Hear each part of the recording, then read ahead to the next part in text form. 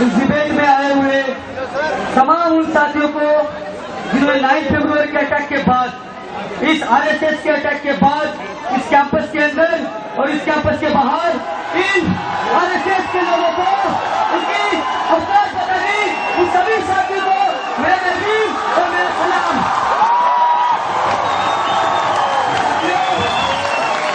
एक बात अपनी बात शुरू करने के लिए बात बोलना चाहता हूँ। जब मैंने नॉमिनेशन फाइल किया तो थोड़ा सा निराश था। निराश इस बात को लेकर था कि जिन लोगों के खिलाफ हमारी लड़ाई है, उन लोगों के जो गॉडफादर बैठे हुए हैं, उन और लोगों की ताकत मुझे लग रहा ज्यादा है। लेकिन जब मैं थोड़ा सा निराश होकर बाहर निकल रहा था तो एक साथी मेरे पास आए और मुझे बोले, राहुल भाई कि 50 रुपये आप अपने पास रखिए। हो सकता है कि आपके संगठन के पास कोई गॉडफादर नहीं है, कोई माँ बाप नहीं है, आपका संगठन हो सकता है छोटा है, इसीलिए ये 50 रुपये रखिए। और गले लगाए कहा कि ये लड़ाई आप लड़िए। मैं उस आदमी को सलाम करना चाहता हूँ जिससे मेरी हिम्मत बढ़ाई, मैं उस आदमी को सलाम करना चाहता हूँ। साथियों, जैसे हम जानते हैं कि जो माए कश्मीर में जो माए आज भी अपने बच्चों की राह तलाशते हैं, आज वो माए जिनकी आंखों में अपने बच्चों की तलाश है, और इस सरकार इसी लोगों को पूछ रही है कि मेरे बच्चे कब आगे, तो पत्थर लेके उस सरकार के सामने करिए। उन माओ को मेरा जय भीम और मैं सलाम करता हूँ। साथियों, मैं मेरी माँ को सलाम करता हूँ। साथियों, जिसने नागपुर के कई धूप में अपने सर पर ईटा लेके मैंने जो सपना देखा था कि मैं कभी मेरे समाज के लिए, उन दबे कुछ समाज के लिए कुछ करूंगा, मैं मेरी माँ को सलाम करता हूँ।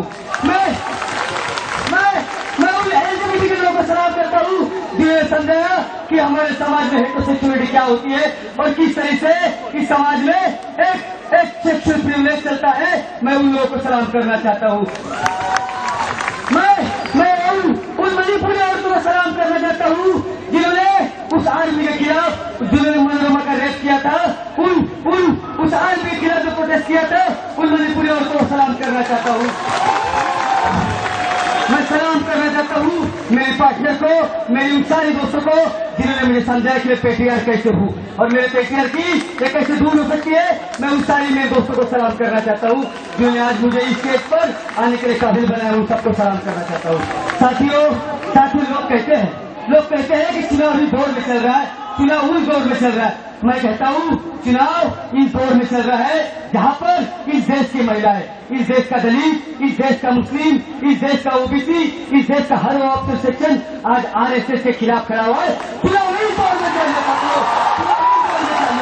चुनाव इस दौर में चालू है। साथियों, मैं कहना चाहता हूँ साथियों, ये जो लोग हैं इनको आज इस देश के दलितों ने, इस देश के ओबीसी ने, इस देश के मुसलमानों ने, इस देश के महिलाओं ने, इस देश के एलजीबीटी के लोगों ने, इस देश के कश्मीर ने बता दिया है कि भाई साहब, आपकी ये जो चालाकी है बहुत दिन तक नहीं चलने वाली है। आपकी चालाकी बहुत दिन तक नहीं चलने वाली है।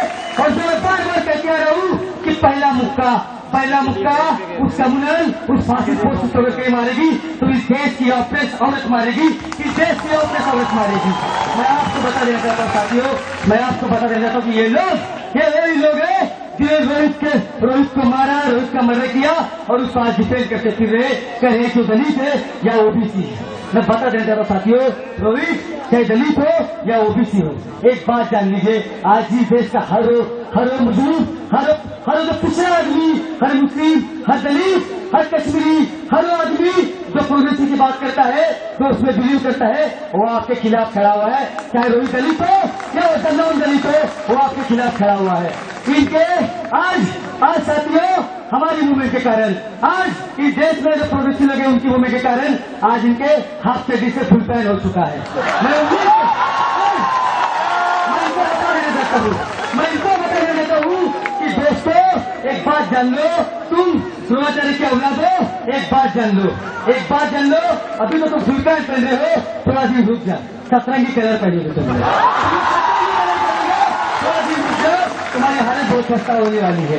साथियों, और एक बात हम करते हैं, जो ऐसा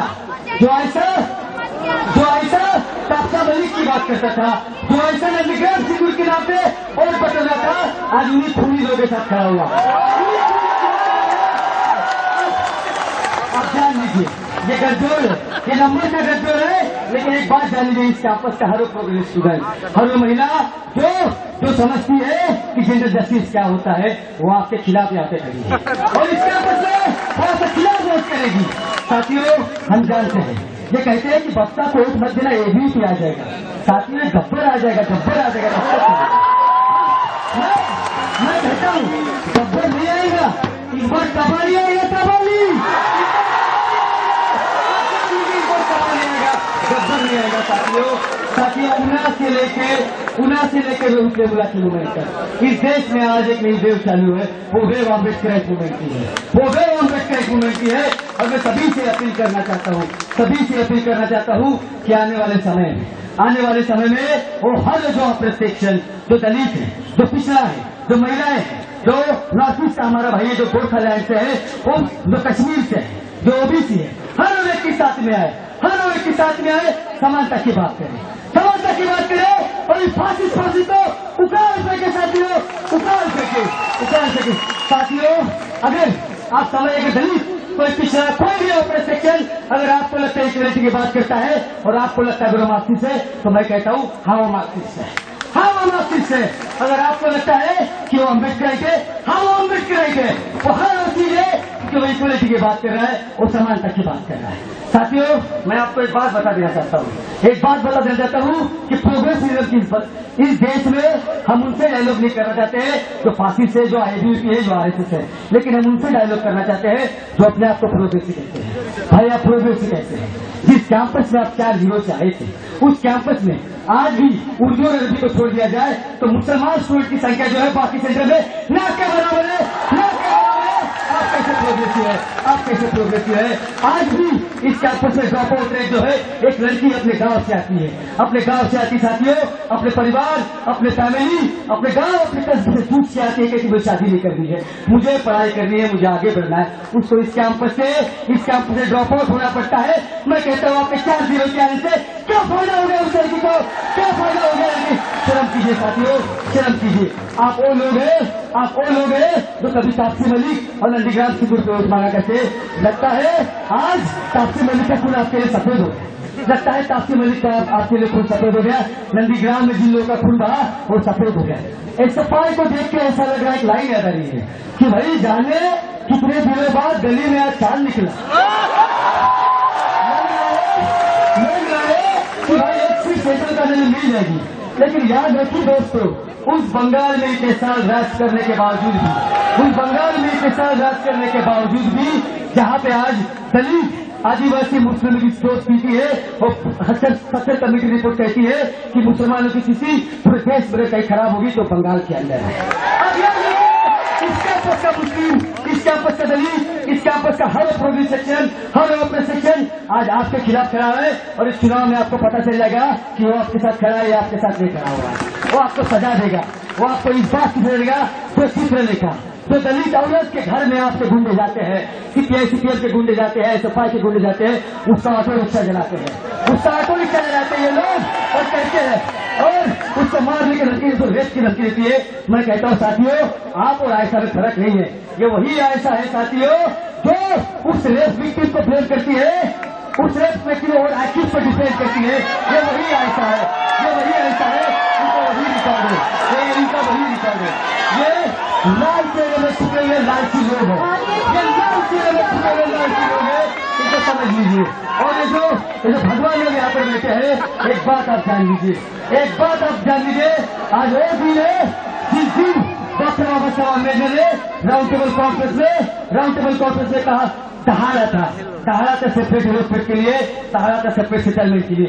आज मैं यहाँ पे उस बाबा साहब की बात को याद करते हुए दहाड़ रहे हूँ आपके सामने। इस कैंपस में आज के बाद अगर कोई बात चलेगी तो ऑपरेशनिटी की बात चलेगी और ऑपरेशनिटी की बात चलेगी तो आप भी समाजवादी फोर्सेस को चाल चलेगी और आपकी कोई बात भी नहीं कर रहा हूँ। आप मुझे लगता है बात करने के लायक भी नहीं, आप बात करने के लायक नहीं है। मैं यहाँ पे जो बैठी हुई हमारी जो कैंडिडेट है जिसकी, उनको पूछना चाहता हूँ, आप बहुत रेप की बात कह रही है। आपको पता है मनुस्मृति ने क्या लिखा है? आपको पता है मनुस्मृति ने आपके खिलाफ लिखा है। मैं उम्मीद करता हूँ मेरे साथी को कि कुछ दिन बाद आप मनुस्मृति पढ़ेगी और एबीवीपी को छोड़ के उस प्रोग्रेसिव खेल में शामिल होगी। मैं उम्मीद करता हूँ इस बात की। दोस्तों आखिर में हमारा जो मेन एजेंडा है मैं उसको पढ़ना चाहूंगा। हमारा मेन एजेंडा है कि इस कैंपस में जो ड्रॉप आउट रेट है, उन जो गरीब स्टूडेंट आते हैं और जो गरीब स्टूडेंट अपने गांव, अपने झोपड़पट्टी, अपने कस्बे से आते हैं, आज भी उनका ड्रॉप आउट रेट इस कैंपस में साइंस और सोशल साइंस दोनों में ज्यादा है। हम दावा नहीं करते, हम वादा करते हैं इस ड्रॉप आउट को हम खत्म करेंगे, इस ड्रॉप आउट को हम बंद करेंगे। साथियों, आज भी यहाँ पे ओबीसी डिफरेंसी पॉइंट दिया गया है। हमने आखिरी बार जब ओबीसी फोरम के साथ ओबीसी डिफरेंसी पॉइंट की लड़ाई लड़ी थी, आज उसका नतीजा है कि उसके लिए कमेटी बैठाई गई है। आज उसके लिए इसलिए कहते हैं कि अगर ऑपरेशन के साथ में आएगा तो आपको इन लोगों की जरूरत पड़ेगी। आज हर ऑपरेशन को साथ में आकर लड़ने की जिम्मेदारी है और इन अवसरवादी फोर्सेस को और इन भाजपा फोर्सेस को हराने की जरूरत है। साथियों, हराने की जरूरत है। साथियों, हमारा जो मुद्दा है माइनॉरिटी डिप्रीवेशन पॉइंट, एक बात मैं आपको कह देना चाहता हूँ, अगर इस कैंपस में माइनॉरिटी डिप्रीवेशन पॉइंट नहीं मिला तो इस कैंपस से चारों के चारों गेट बंद की जाएगी। ये वादा है एक ऑपरेशन का दूसरे ऑपरेशन के लिए, ये वादा है एक ऑपरेशन का दूसरे ऑपरेशन के लिए। इस कैंपस से चारों के चारों गेट बंद किए जाएंगे अगर यहाँ पर माइनॉरिटी डिप्रीवेशन पॉइंट नहीं मिला। साथ ही हम जानते हैं कि यहाँ पर वायोलेशन में 0 से लेकर 3 मार्क SC ST OBC और माइनॉरिटी को दिए जाते हैं। मैं पूछना चाहता हूँ कि वो कौन लोग हैं, वो कौन से नदी का पानी पी के आते हैं, कौन से चक्की का आटा खा के आते हैं कि जिनको 15 से 25 मिलता है और SC ST OBC और माइनॉरिटी कैंडिडेट को आप 0 से 3 देते हैं। आप कौन से चक्की का आटा खा के रहते हैं? इसीलिए हम कहते हैं साथियों कि जेल तब तक प्रोग्रेसिव बनेगा जब तक वो इंसान, वो स्टूडेंट जो अपने गरीबों से जूझ के आता है, जो अपने गरीब से जूझ के आता है, एक रिस्पेक्टफुल एडमिशन लेता है, हमारा वो नहीं होता है। और ये लोग कहते हैं जो पेलिस्ताइन में जो उगता है पत्ता, वो उसका नाम है आयशा। मैं कहता हूँ रेप एक्यूज से डिफेंड करने वाले का नाम है आयशा।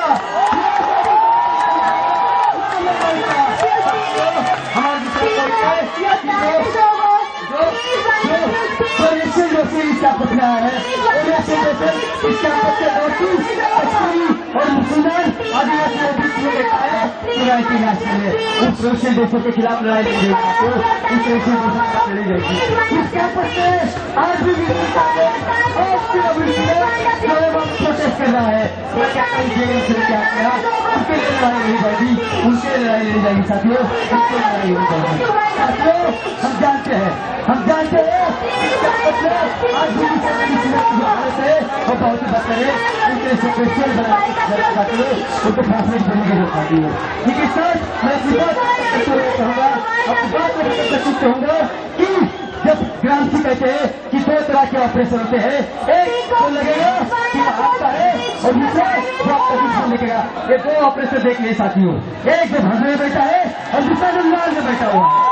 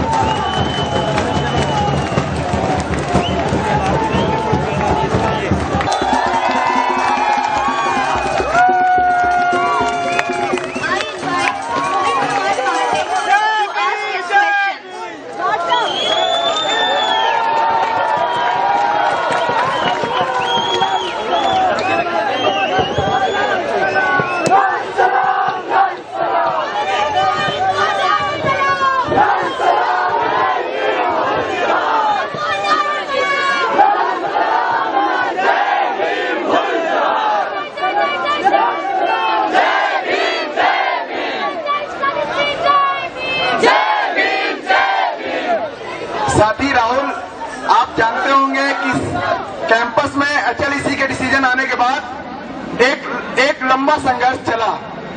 उस संघर्ष में कई उत्पीड़ित समुदाय के लोग शामिल थे। HLEC की मार झेलने वालों में भी कई उत्पीड़ित समुदाय के लोग शामिल थे। आपका संगठन और आप दोनों उसमें से गायब थे। आप बताएंगे आप क्यों शामिल नहीं हुए? क्योंकि रोहित वेमुला का जब लड़ाई हुआ, रोहित वेमुला को भी एंटी नेशनल कह के निकाला गया था और एंटी नेशनल कह के निकाला गया था। बताइए कि आप इसमें शामिल क्यों नहीं थे?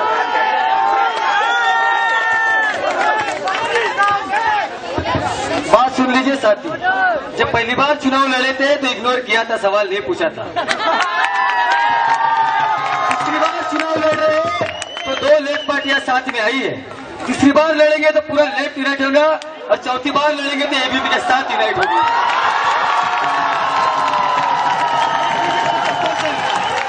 देख लीजिए बात कौन कर रहा है। साथी, जिनके घर शीशे के होते हैं और दूसरों के घर के ऊपर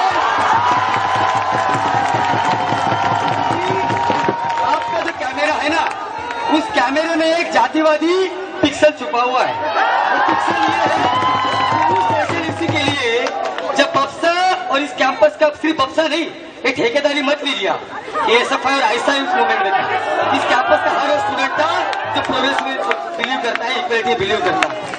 उमर अनिर्बाण के लिए पहली आवाज अगर किसी ने उठाती तो बच्चा ने उठानी।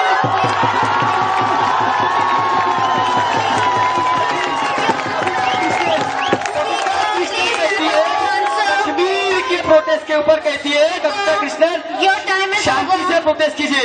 भाई साहब, गोली शांति से लगती है, जब गोली शांति नहीं लगती है आप प्रोटेस्ट शांति से कैसे कर सकते हैं? आप वापसी चाहिए, आप जानते हैं उमर पे तो आपने इस्लामोफोबिक हम लोग जानता है पूरा कैंपस ऐसी मीटिंग के बाहर कैसे आपने उमर को इस्लामोफोबिया का निशाना बनाया था। ये आपका कोई लाल रंग में लालची रंगो, चुपचाप रहो थोड़ा, लालची रंगो, चुप रहो। ये लोग आज उमर की बात कर रहे हैं। उस उमर के लिए जब एक ऑर्गेनाइजेशन, जिस ऑर्गेनाइजेशन से उमर निकला है, वो मैं जब उमर का नारा दे रहे हैं, ये कहते हैं कि उमर का नारा मत दीजिए साथी।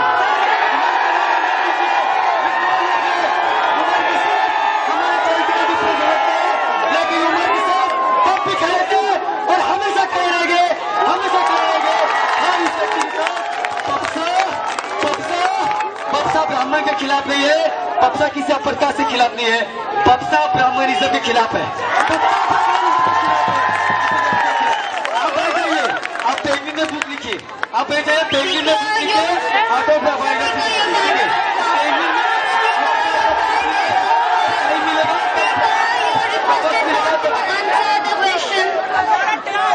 एक दूसरा सवाल ये है, आप जानते हैं तमाम दिनों से यहाँ पे एक वर्कर्स का संघर्ष चल रहा है। You are requested just one question, sir. Maternity leave को Sir, लेकर, please one question. Minimum wage को लेकर और तमाम चीजों को लेकर उनका संघर्ष चलता है। अभी 2 सितंबर को उनको हड़ताल हुई, आपका संगठन उस हड़ताल से बिगाड़ था, एक पर्चा भी नहीं उस वर्कर्स का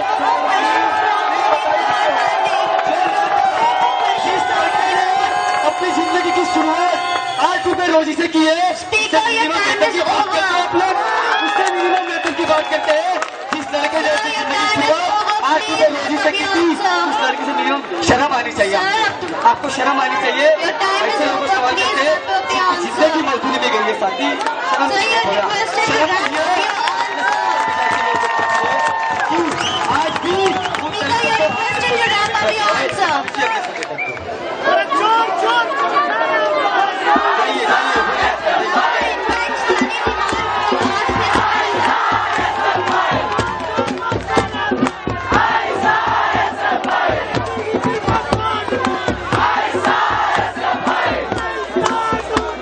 राहुल, जय भीम भाई। दोस्त, तुम्हारे साथ में मेरा पॉलिटिकल डिफरेंस बहुत कम है।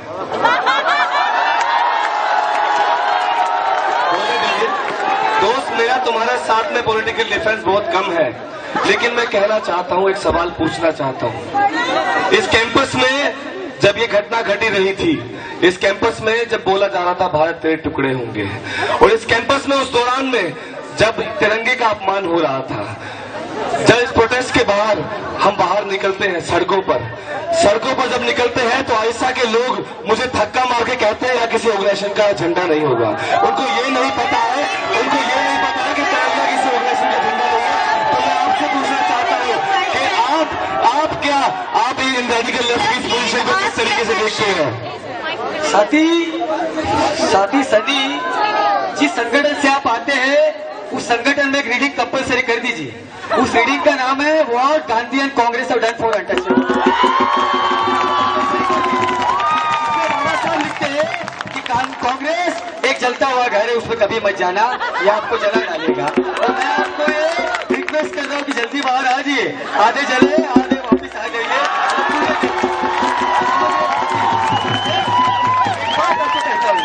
बाबा साहब कहते हैं कोई भी नेशन तब तक नेशन नहीं होता है जब तक उस समाज का सबसे पिछड़ा हुआ आदमी, सबसे नीचा हुआ आदमी समझे कि वो उसका नेशन है। आप मुझे बताइए, आपने वो भीड़ हट करवाया, वहाँ पे आदिवासी को माराया, आपको ये सवाल पूछने का Do you have a moral right to ask this question? I won't answer your question because you don't have a moral right to ask such questions. Sani, go and sit. साथी राहुल, मैं तुमसे एक ऐसा सवाल पूछना चाहता हूं जो इस कैंपस का हर शख्स और ये मीडिया वाले जानना चाहते हैं। इस कैंपस में पिछले कई सालों में जो लेफ्ट की विद इन लेफ्ट की लड़ाई थी, उसने तो वैसे इस कैंपस को कुछ दिया नहीं, ना ही राजनीति में आगे कुछ दिया है, ना कोई इकोनॉमिक एजेंडे पर सिवाय क्रिटिसिज्म के। मैं आपसे जानना चाहता हूं कि इकोनॉमिक एजेंडा पर हम भी ये मानते हैं कि आज एक फाइनेंशियल कैपिटलिज्म का एक बढ़ावा आ रहा है, जिसमें नरेंद्र मोदी और पूरी दुनिया में फाइनेंशियल ताकतें जो है, जो आवारा पूंजी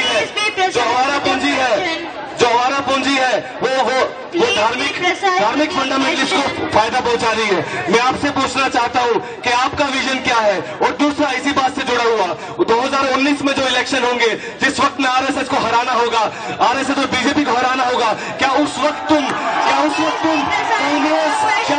कांग्रेस लेफ्ट अम्बेडकर और सोशल लोगों के साथ जुड़कर इस आरएसएस को हराओगे या नहीं? मेरे साथी देख लीजिए कौन फाइनेंशियल कैपिटलिज्म की बात कर रहा है। ये लोग जिन्होंने न्यू लिबरल पॉलिसी लाया था वो कैपिटलिज्म की बात, न्यू लिबरल पॉलिसी की वजह से ही आनी चाहिए। ये और बात कर रहे हैं कि हम आरएसएस से क्या करेंगे। ओ कोचीरा, आप ये बताइए, बात सुन लीजिए, आपके पास विजन क्या है? बात सुन लीजिए, विजन के अलावा शशि हंगामा चलने के अलावा क्या है? मैं जानना चाह रहा हूँ क्या ये कैंपस को नया डिस्काउंट खड़ा करेगा या सिर्फ खत्म कर दो, के बारे में बात करेगा, क्या इकोनॉमिक रोडों के बारे में बात करेगा या सिर्फ और सिर्फ टेररिज्म और रेटरिक के बारे में बात करेगा? मैं जानना चाहता हूँ जेनू क्या सोचता है।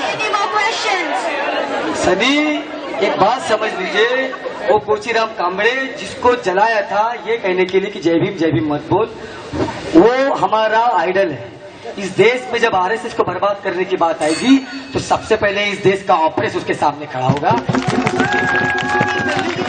आरएसएस को बर्बाद करके रहेगी, ये हमारा सपना नहीं, ये हमारा दावा है।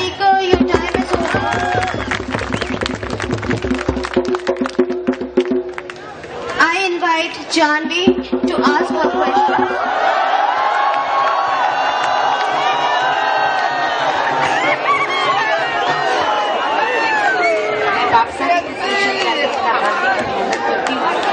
वो बाबा साहब अम्बेडकर हुए विवेकानंद, इन सब का सपना सशक्त, संगठित और जातिवाद से मुक्त भारत का सपना रहा है। तो हमारे मित्र, हो सकता है हम कुछ मुद्दों पर वैरी करें, पर हमारा लक्ष्य एक है। जानवी जी एक बात सुन लीजिए, एक मिनट, मैंने खुद 10th में अपने नाम के आगे से टाइटल ऑफिशियली हटाया है, तो मैं खुद इस जातिवाद में विश्वास नहीं है। Please be precise with your question. Janvi जी, स्वामी विवेकानंद और डॉक्टर बी आर अम्बेडकर में बहुत फर्क है, थोड़ा जान लीजिए। डॉक्टर बी आर अम्बेडकर ने एक बुक लिखी है, उसका नाम है एनिहिलेशन ऑफ कास्ट। उसका बहुत दूर तक मत जाइएगा, इंट्रोडक्शन ही पढ़ लीजिएगा। अगर इंट्रोडक्शन पढ़िएगा तो मैं आपको बार बार कह रहा हूँ कि आप जिन भगों के साथ खड़े हुए हैं, जिन आरएसएस से गुंडों के साथ खड़े हो, आप वो छोड़ देंगे। मैं आपको रिक्वेस्ट कर रहा हूँ,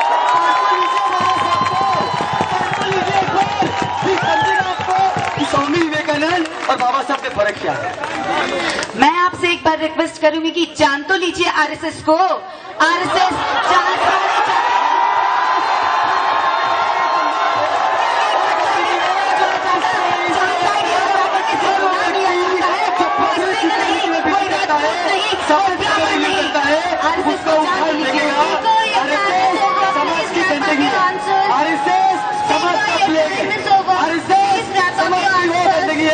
जिसको हम उखाड़ के फेंकेंगे,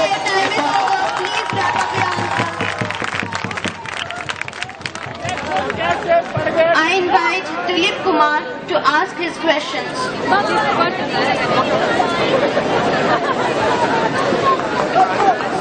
राहुल, इसके पहले भी बादशाह के पहले भी एक कैंपस में एक संगठन अम्बेडकराइट था, BSF था। आप अम्बेडकराइट पॉलिटिक्स करते हैं।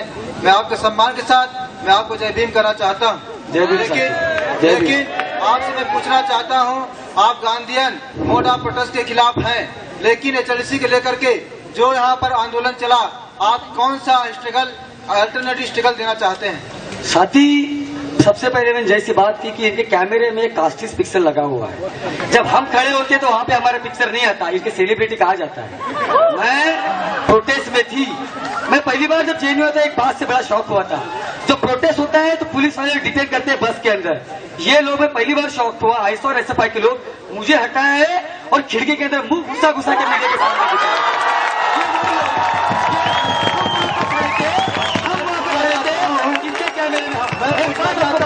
मैं पूछना चाहता हूँ, जो वहाँ पर पुलिस स्टेशन में, सेंट्रल पुलिस स्टेशन में तय हो रहा था, तब आप कह रहे थे मैं इसके खिलाफ हूँ। मलिक नंदीग्राम सिंगूर के ऊपर जो SFI के खिलाफ मूवमेंट छेड़ी थी, उसके नाम पर वोट। ये बात कर रहा है तापसी मलिक की। आयशा के लोग जब तापसी मलिक खराब होता है वहाँ पर सबसे पहले लड़ने के लिए जाते हैं।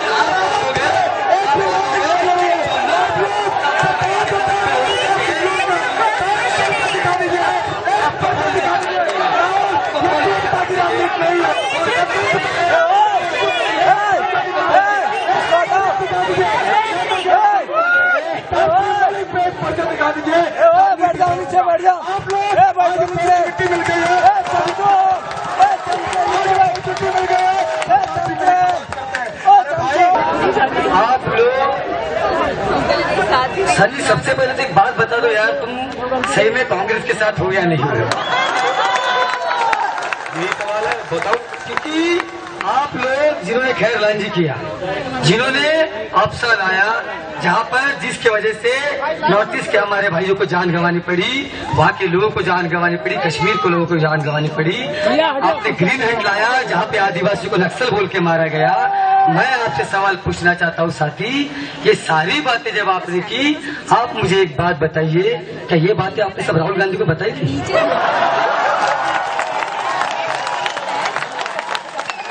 आपका सवाल पूरा हुआ तो मैं जवाब देने की बात करता हूँ। मैं आयशा के कॉमरेड की तरह बातों को घुमाने की कोशिश नहीं करूंगा। नेहरू अम्बेडकर की लीगेसी को फॉलो करते हैं, सीधा जवाब देंगे। जिस भी सरकार के अंदर, वो कांग्रेस की यूपी सरकार के अंदर अगर एक ग्रीन हैंड हुआ, अगर क्या हुआ है, उसका हम विरोध करते हैं। और राहुल गांधी वो व्यक्ति था, जो जाता है उड़ीसा में जाकर बोलता है, आप ये क्यों भूल जाते हो?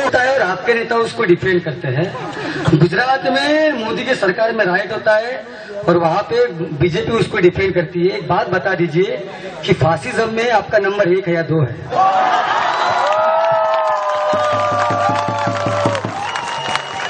मेरी परवरिश पंजाब में हुई है और मैं जानता हूँ कि 1980 का जो दशक था, इसको आपने ब्लैक एंड व्हाइट में तो बहुत अच्छे से रख दिया। 1980 का वो दशक था जिस वक्त पंजाब इस भारत से हटने वाला था। उस एक दौर के जो आप कॉन्टेक्स्ट की बात कर रहे हो, आप ये बात कह रहे हो कि सिखों को कांग्रेस ने मरवाया। ये RSS के लोग थे जो स्वर्ग में उतर के मार रहे थे और अगर किसी भी कांग्रेसी ने उसमें शामिल हुआ है, हम लानत देते हैं ऐसे कांग्रेसी के ऊपर, हम लानत देते हैं ऐसे कांग्रेसी के ऊपर। और हम इस मंच पर ये भी कहते हैं, जो 1984 में जो घटना हुई, जो प्रधानमंत्री इंदिरा गांधी को मारा गया, जबकि ये पता था, ये इंफॉर्मेशन मिल चुकी थी कि जो सिख रिवोल्यूशनरी है, कोट एंड कोट, ये जो बोलते हैं रिवोल्यूशनरी सिख आतंक। थोड़ी आवाज सही से नहीं आ रही है, इसीलिए जानवी जी। जी बिल्कुल, कहिए, सुन रही हूँ मैं। आपने जो कहा था ऑपरेशनलिटी, वो बक्सा का है। एसएफआई की यूनिटी जो है वो आयसा का है, तो थोड़ा आपका करेक्शन कर रहा था। आप प्रेस यूनिटी की बात की है आपने? नहीं हमने, हाँ वो इन्होंने नहीं की है, इन्होंने प्रेस यूनिटी की बात है। सवाल पे आ रहा हूँ। एक रेशियल डोजर आता है जो ये कहता है कि कैंपस के कश्मीरी, नॉर्थ ईस्टर्न, दलित, आदिवासी, ये सब मुसलमान, सब लोग एंटी नेशनल है। ये जो लड़कियां है सेक्स रैकेट चलाती है। हम आपने कहा करते हैं, आरएसएस में सवाल सुन लीजिए, तो नहीं आपने मानता। कहा हम खुद स्टेट लिविंग में भरोसा करता है। जानवी जी मैं आपको रिक्वेस्ट कर रहा हूँ, सवाल सुन लीजिए। सवाल सुनिए हमने आपका, हमें पता है आप कहाँ जा रहे हैं। आपने कहा जाने वाले रोजगार की बात कर रहे हैं, किसने निकाला उससे पूछना चाहिए।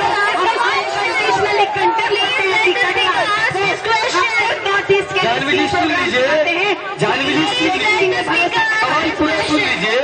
मैं ये कह रहा था कि आपने कहा आप शेरनी है, मैं आपको ये पूछ रहा था कि आप इस रेशियल डोजर के खिलाफ जाके उन व्यक्तियों के सामने शेरनी की तरह घुर्राएगी या वंदे मातरम कहेगी? मैं शेरनी की तरह भी घुर्राऊंगी और वंदे मातरम भी कहूंगी। मुझे दोनों कहने में कोई गुरेज नहीं है। मैं शेरनी हूँ और रहूंगी। आपके जैसे ऐसे कंडेम कर देने से नहीं होगा महाराज। आरएसएस को एक बार पढ़ा होता तो पता चलता। हमारी आइडियोलॉजी होती है हर किसी को बराबर मानने की। हम साथ में खाने वाले लोग हैं, एक थाली में खाने वाले लोग हैं, इस देश में रहने वाले लोग हैं। आप बात करते होंगे शायद प्रेस यूनिटी की, आपको लगता है आप ही एक मसीहा नहीं है। यहाँ पे 90 साल से आरएसएस इस धरती पर खड़ा है। जब 65 साल की कांग्रेस उसे खत्म नहीं कर पाई तो इस कैंपस में कंडेम करने से क्या आप आरएसएस को खत्म कर पाएंगे? ग्राउंड लेवल पे काम करने वाले लोगों को जब कांग्रेस राज पैसे देकर खत्म नहीं कर पा रही है तो और किसी के बस की क्या बात है? आप सिर्फ एक तरीका जानते हैं, आरएसएस को कंडेम करो, आरएसएस को कंडेम करो। एक बार मुंह से आईसीस और बोको हराम के लिए बुरे लफ्ज सुन लिए होते तो धन्य होगा यूपी में। पूछिए दूसरा सवाल। मैं बकवास ज्यादा नहीं करती, साइंस की ओर डेटा है बिलीव करती हूँ। बोलिए। जानवी जी सोशल साइंस में भी डेटा को एनालाइज किया जाता है।